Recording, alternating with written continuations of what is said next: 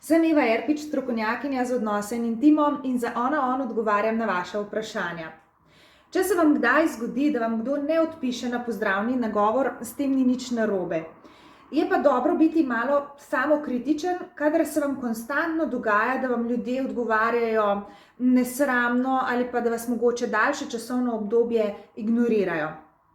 V tem primeru je dobro razmisliti, kakšen je ta naš pozdravni nagovor. Smo mogoče majčkeno preveč vsiljivi, mogoče preveč direktni, mogoče preveč neobzirni.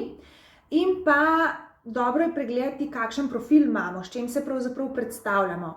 Ali imamo neke realne slike, na katerih izžarevamo neko svojo energijo, ali tudi profil opisuje to, kar mi smo, ali pa je profil mogoče preveč skrivnosten, slike nekvalitetne in še kakšni drugi manjkajoči podatki.